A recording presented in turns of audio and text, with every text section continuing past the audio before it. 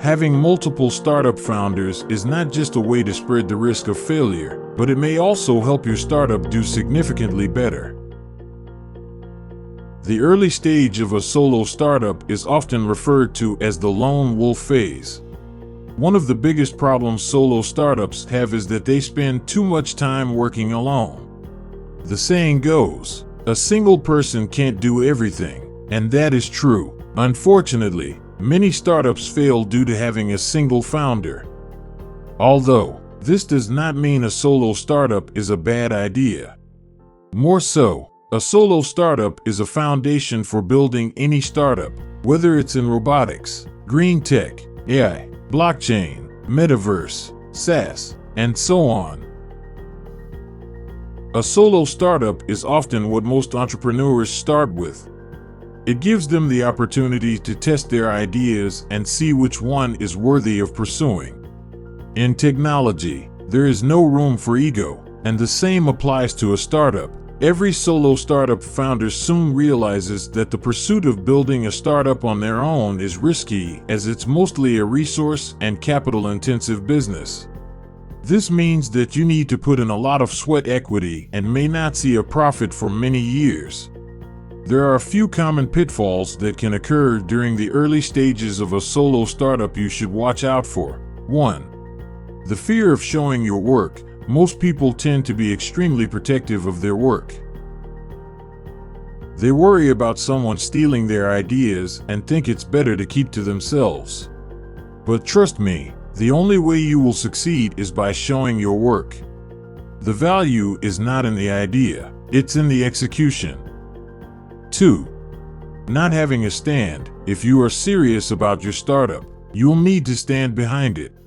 If you're not willing to defend your idea and fight for it, then there's probably something wrong with it.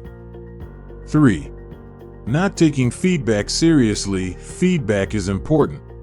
It can either make or break your business. At first, you will probably take it personally, but you need to keep an open mind and listen. You will get a lot of different opinions, and it's up to you to decide what to do with them. 4. Not listening to non-developers. This goes along with number 3. You should listen to people who aren't developers. The only way your startup will succeed is if you listen to your users and solve their problems. The more feedback you get, the better. 5. Working alone. You might have set up a company for fun or for a means to an end, but once the thrill of having your own company fades, you'll be out of ideas and motivation. The isolation can cause many people to become bored or frustrated. If a problem arises, and it will, you'll only have yourself to turn to, and that can be a huge mental burden. So what can you do to prevent all this from happening? There are many ways. One of the best ways is to have more than one founder. Having multiple startup founders is not just a way to spread the risk of failure, but it may also help your startup do better to manage the marketing, sales, finances, development, and technical aspects of the business. Having multiple founders means you can benefit from each founder's strengths.